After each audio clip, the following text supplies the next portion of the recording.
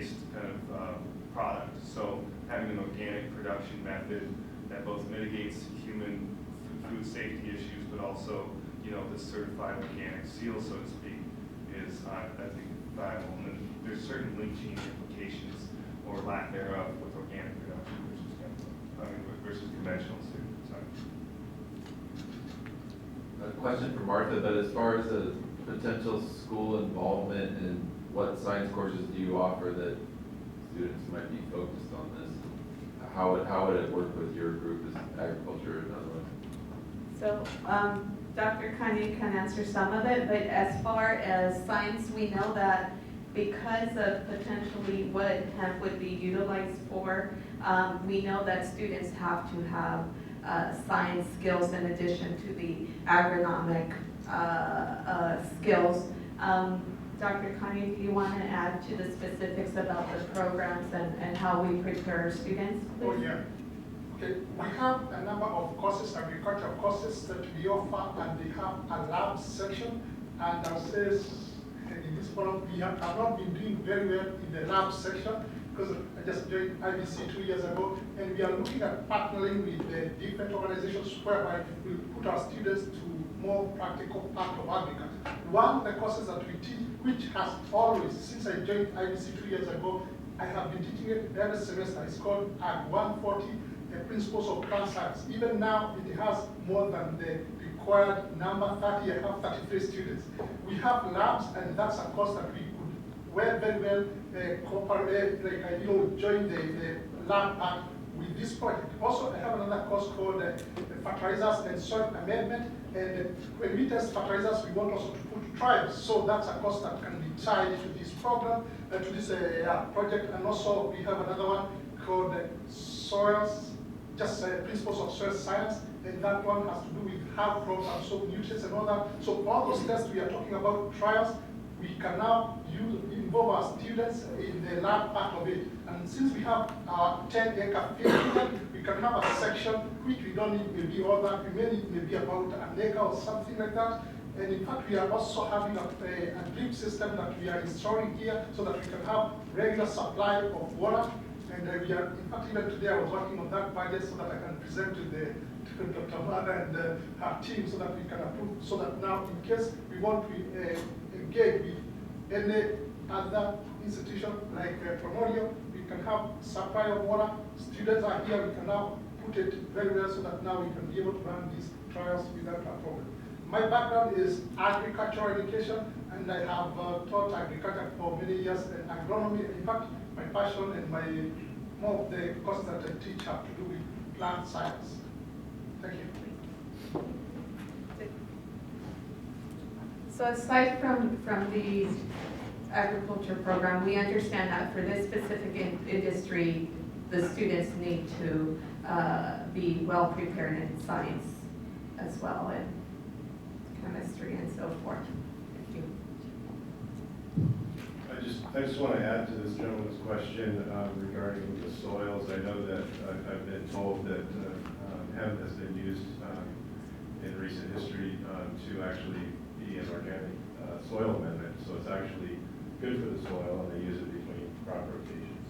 So, I also want to add from representing the Pearl Valley Economic Development Corporation, our big concern with the agricultural industry right now is the pending minimum wage increase and how that's going to affect what crops are grown here in Pearl County. And it's my prediction that a lot of the labor-intensive crops that are grown here, such as the high-value vegetable crops, many of them are going to either leave the county and go south into Mexico, which we've already lost asparagus and other crops to Mexico, or they're going to mechanize. And so, that's going to really wipe out a lot of the high-value crops in Imperial County, and the hemp industry alleviates a lot of my concern with that because it's a high-value crop that can be brought in to replace some of those vegetable crops that are going to leave.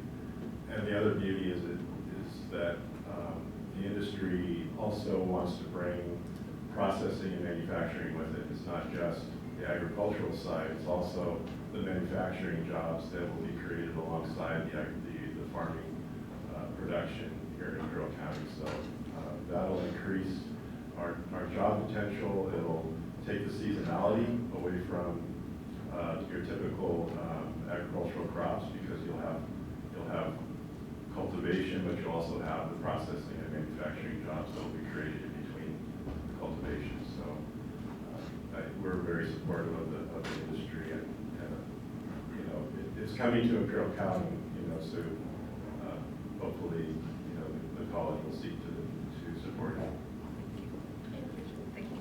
Yeah, great points, and I want to add to, when it comes to the high value crop concept here, it's high value not just in the market price and the value of the crop production and the derivatives, but it's high value for the Imperial Valley because of the potential to grow it year round. So, and if not year round, nearly year round. So it allows us to establish infrastructure, other business leaders to establish infrastructure around it, to provide full-time jobs, whereas, you know, in the past, and the status quo for agriculture is to be very seasonal. So the value comes not just from pricing, which will, you know, if anyone knows economics, will come down with commoditization, but value will come with the ability to produce it and establish a foothold for year-round production. Yes, please. Yeah, I got another question. Are there different strains of hemp grown for different, I guess, industries such as textiles compared to CBD? Yes, yes, absolutely. And there's different seasonal considerations, seasonal production considerations for the different applications. So, yeah, the varieties are very wide ranging across applications, and you'll have everything that from something that looks like a large forage crop to something that's more of a small shrub, and harvested in different ways, handled, processed in different ways. So the diversity is ranging far and wide, starting with the seed variety classes. Is there any, I guess, a strain you guys found beneficial out here in the valley that's growing? That's why the research needs to be conducted, and that's really, you know, there's from the agronomic side, there's some assumptions that can be made, but you know, really the crop hasn't been grown commercially since the turn of the century, the 20th century. So it's been a long time, and there's been new developments. So right now, that's really why the research needs to be conducted, and it needs to, you know, it needs to consider the seasonality and time passing. I'd like to add that this research will be public. So a requirement is that the research is public. And I would like to emphasize also, because I didn't emphasize this earlier, that we would not grow hemp on campus. The hemp would be grown off campus. However, our students would participate in the research off-site. That was one of my questions, is if IVC had the land, if it's here, and how many acres, and it's going to be off-site? Yes, this would not occur on site. It would be off-site. And then with the products being made, with that opportunity, are they going to stay here, and we're going to take it further to make the CBD oils, stuff like that? Yeah, I can speak to Primordia's business plan, and our business plan is to integrate beyond just the farm production, and to do that locally. And I've been pretty open in the community discussions with others that I support that 100%. Any other endeavors in that, I really think that as a community we should really try to not set the bar low on opportunities now, and focus on production from farm to facility to factory locally. Okay, and so what's the buy-in, I mean, for the funds because when a startup business happens, even though you're having a collaboration here with IVC, is there a cost to IVC as well? I can't speak to what IVC's administrative costs are. We're offering through our data collection work experience a paid internship.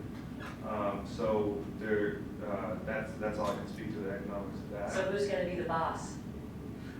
It's a collaboration, truly, and you know, we don't want to force. I've learned a lot through the process of dialogue, first of all, and it's going to be IVC's discretion to figure out how to take what we learned through our research endeavors and apply that to future curriculum or, you know, industry, infrastructure build out at the vocational level.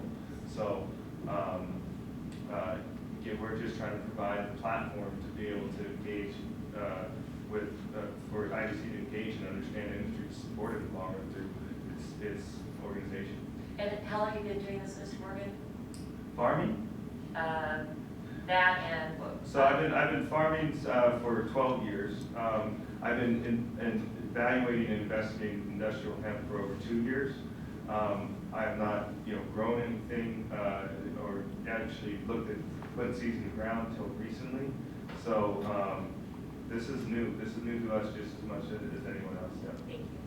And in regards to the students would, through our Career Services Center, the students of IVC would receive an advertisement like they do for any other position that may be available, or when we have employers on campus. And if interested, they would submit an application for this paid internship opportunity. And at that point, obviously, they'll be responsible for ensuring they meet the needs of the employer that they've committed to conduct this internship opportunity with. Thank you. For Dr.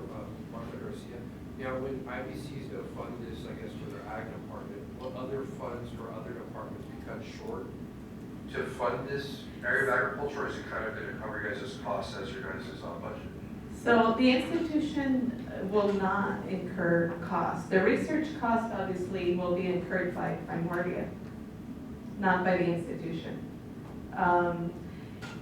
Where the benefit is to the institution obviously is that our students will have an opportunity to partake in an emerging industry and learn the skills.